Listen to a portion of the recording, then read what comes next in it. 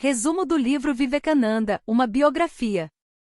Vivekananda, uma biografia. Introdução. Swami Vivekananda, de 1863 a 1902, foi um monge hindu-indiano e um dos líderes espirituais mais influentes da Índia moderna. Ele foi discípulo de Sri Ramakrishna, um santo místico de Bengala, e desempenhou um papel fundamental na introdução da filosofia hindu e do Vedanta no Ocidente. Os ensinamentos de Vivekananda enfatizaram a unidade de todas as religiões e a importância da autorrealização e do serviço aos outros. Ele acreditava que todas as religiões levam ao mesmo objetivo final de perceber a verdadeira natureza do eu e alcançar a unidade com Deus.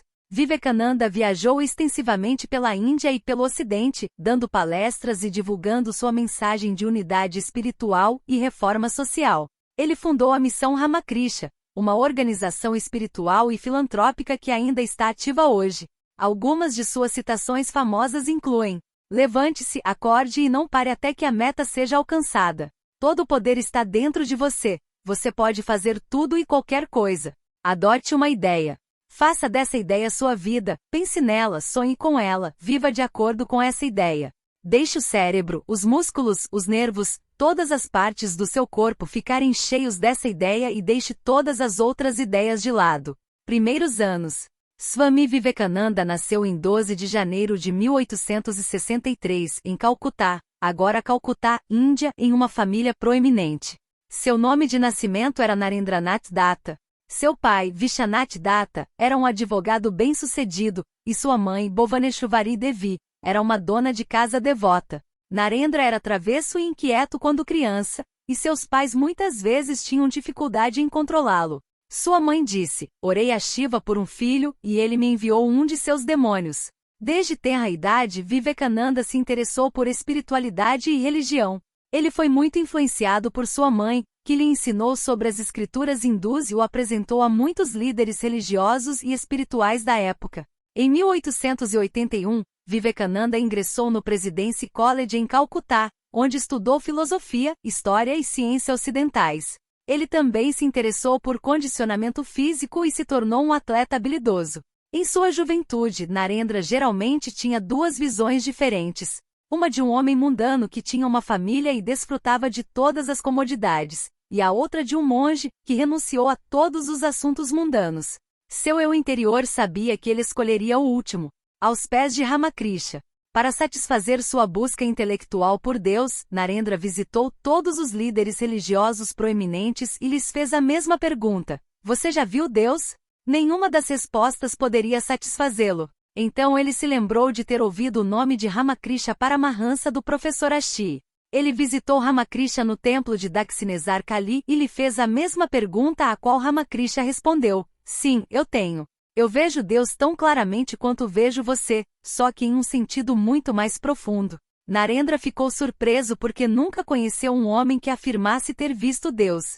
Narendra sentiu uma atração interior por Ramakrishna e isso o fez visitar Dakshineshwar várias vezes. Sendo um membro leal do Brahmo Samaj, Narendra não acreditava na adoração de ídolos, nem sentia a necessidade de um guru, um intermediário humano entre Deus e o homem. Por 5 anos ele observou de perto Ramakrishna, nunca se deixando influenciar pela fé cega e sempre testando as palavras e ações de Ramakrishna. Treinamento do discípulo. A morte repentina do pai de Narendra em 1884 levou a família à falência. Os credores começaram a exigir o reembolso dos empréstimos e os parentes ameaçaram expulsar a família de sua casa ancestral. Narendra, que já foi filho de uma família abastada, tornou-se um dos estudantes mais pobres de sua faculdade. Sendo o membro masculino mais velho da família, ele teve que encontrar fontes para alimentar sua família. Ele tentou, sem sucesso, encontrar trabalho e questionou a existência de Deus, mas encontrou consolo em Ramakrishna e suas visitas a Dakshineshwar aumentaram. Um dia, Narendra pediu a Ramakrishna que orasse a deusa Kali pelo bem-estar financeiro de sua família. Em vez disso, Ramakrishna sugeriu que ele mesmo fosse ao templo e orasse. Seguindo a sugestão de Ramakrishna, ele foi ao templo 3 vezes, mas não conseguiu orar por qualquer tipo de necessidade mundana e, por fim, orou pelo verdadeiro conhecimento e devoção da deusa. Narendra gradualmente se preparou para renunciar a tudo para compreender Deus e aceitou Ramakrishna como seu guru. Em 1885, Ramakrishna foi detectado com câncer de garganta e foi transferido para Calcutá e mais tarde, para uma casa de jardim em Kosipore. Os outros discípulos de Narendra e Ramakrishna cuidaram dele durante seus últimos dias, e a educação espiritual de Narendra continuou. Em Kosipore, ele experimentou Nirvikalpa Samadhi. Narendra e vários outros discípulos receberam vestes ocre de Ramakrishna, formando sua primeira ordem monástica. Ele aprendeu que o serviço aos homens era a adoração mais eficaz de Deus. Ramakrishna pediu que ele cuidasse dos outros discípulos monásticos e, por sua vez, pediu que eles vissem Narendra como seu líder. Ramakrishna morreu nas primeiras horas da manhã de 16 de agosto de 1886 em Kosipore. Como um monge errante após a morte de Ramakrishna, seus devotos e admiradores pararam de apoiar seus discípulos.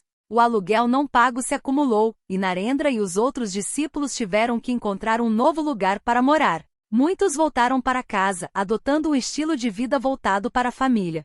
Narendra converteu uma casa dilapidada em Baranagar em um novo mosteiro para os discípulos restantes. O aluguel do Baranagar Matra era baixo, aumentado pela santa mendicância. Este mosteiro se tornou o primeiro edifício do Ramakrishna Matra, o mosteiro da ordem monástica de Ramakrishna. Narendra e outros discípulos costumavam passar muitas horas praticando meditação e austeridades religiosas todos os dias. Para satisfazer seu desejo de viajar, Narendra deixou o mosteiro em 1888. Ele viajou extensivamente pela Índia por 5 anos, visitando centros de ensino e se familiarizando com diversas tradições religiosas e padrões sociais. Ele se lembrou vividamente das palavras de Sri Ramakrishna de que a religião não era para estômagos vazios. Ele desenvolveu simpatia pelo sofrimento e pela pobreza das pessoas e resolveu elevar a nação. Vivendo principalmente de esmolas, Narendra viajava a pé e de trem. Durante suas viagens, ele conheceu e permaneceu com índios de todas as religiões e estilos de vida, estudiosos, reis, trabalhadores de casta baixa, hindus, muçulmanos, cristãos, jainistas e funcionários do governo. Em 31 de maio de 1893, Narendra deixou Bombaim e foi para Chicago com o nome Vivekananda, conforme sugerido por um de seus admiradores. Viagem para a América. Vivekananda iniciou sua jornada para o Ocidente em 31 de maio de 1893 e visitou várias cidades no Japão, China e Canadá a caminho dos Estados Unidos, chegando a Chicago em 30 de julho de 1893, onde ocorreu o Parlamento das Religiões. Em setembro de 1893, o Congresso foi uma iniciativa para reunir todas as religiões do mundo e mostrar a unidade substancial de muitas religiões nas boas ações da vida religiosa. Foi uma das mais de 200 reuniões e congressos adjuntos da Feira Mundial de Chicago, com o Brahmo Samaj e a Sociedade Teosófica sendo convidados como representantes do hinduísmo. Vivekananda queria se juntar, mas ficou desapontado ao saber que ninguém sem credenciais de uma organização genuína seria aceito como delegado. Vivekananda contatou o professor J. H. Wright, da Universidade de Harvard, que o convidou para falar em Harvard. Vivekananda escreveu sobre o professor: ele me insistiu na necessidade de ir ao Parlamento das Religiões, que ele achava que seria uma introdução à nação. Vivekananda apresentou um pedido, apresentando-se como monge da mais antiga ordem de Sannyasins, fundada por Sankara, apoiado pelo representante de Brahmo Samaj, que também era membro do comitê de seleção do parlamento, classificando Swami como representante da ordem monástica hindu. O Parlamento da Religião. O Parlamento das Religiões do Mundo foi inaugurado em 11 de setembro de 1893 no Instituto de Arte de Chicago. Neste dia, Vivekananda fez um breve discurso representando a Índia e o hinduísmo. Ele estava inicialmente nervoso, se curvou a Sarasvati, deusa da sabedoria, e começou seu discurso com irmãs e irmãos da América. Com essas palavras, Vivekananda recebeu uma ovação de pé de 2 minutos da multidão de 7.000 pessoas. Quando o silêncio foi restaurado, ele começou seu discurso, saudando a mais jovem das nações em nome da mais antiga ordem de monges do mundo, a Ordem Védica dos Sannyasins, uma religião que ensinou ao mundo tolerância e aceitação universal. Vivekananda citou 2 passagens ilustrativas das Escrituras, assim como os diferentes riachos com suas fontes em lugares diferentes, misturam suas águas no mar, assim, Ó Senhor, os diferentes caminhos que os homens percorrem, por diferentes tendências, por mais diversas que pareçam, tortas ou retas, todos conduzem a Ti. Quem vem a mim por qualquer forma eu o alcanço. Todos os homens estão lutando por caminhos que no final conduzem a mim.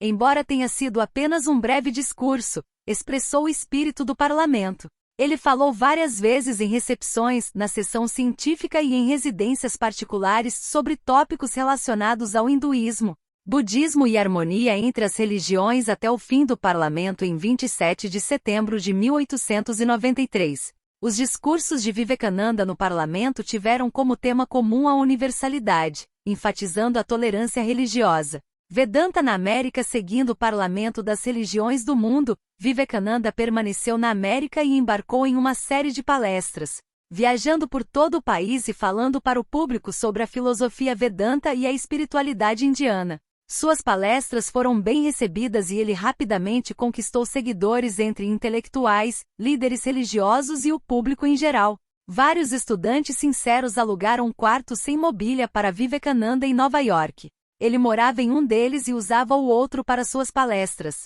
Posteriormente foi estabelecida como a Sociedade Vedanta de Nova York. Por meio da Sociedade Vedanta, o Swami queria estabelecer um intercâmbio saudável de ideias entre o Oriente e o Ocidente. Experiência no Oeste. Durante sua visita ao Reino Unido em 1895, ele conheceu Margaret Elizabeth Noble, uma irlandesa que mais tarde se tornou sua discípula, concentrando sua vida na educação feminina na Índia. A palestra de Vivekananda causou tanta impressão que lhe ofereceram cargos acadêmicos em 2 universidades americanas. Ele recusou ambas, pois seus deveres entrariam em conflito com seu compromisso como monge. Em 1896, seu livro Raja Yoga foi publicado, tornando-se um sucesso instantâneo. Foi altamente influente na compreensão ocidental do yoga. Ele partiu da Inglaterra para a Índia em 1896. Retornar à Índia. Vivekananda viajou da Inglaterra para Colombo para Rameshwaram, Madurai e Madras, proferindo palestras. Onde quer que ele chegasse, ele recebia uma recepção calorosa. Pessoas comuns e reis lhe deram uma recepção entusiasmada. Durante suas viagens de trem, as pessoas costumavam se sentar nos trilhos para forçar o trem a parar para que pudessem ouvi-lo. Enquanto estava no Ocidente, Vivekananda falou sobre a grande herança espiritual da Índia. Na Índia, ele abordou repetidamente questões sociais, elevar as pessoas, eliminar o sistema de castas, promover a ciência e a industrialização, lidar com a pobreza generalizada e acabar com o domínio colonial. Em 1º de maio de 1897, em Calcutá, Vivekananda fundou a missão Ramakrishna para o serviço social. Seus ideais são baseados no Karma Yoga, e seu corpo diretivo consiste nos curadores da Ramakrishna Matra, que conduz trabalhos religiosos. Tanto a Ramakrishna Matra quanto a Ramakrishna Mission têm sua sede em Belur Matra.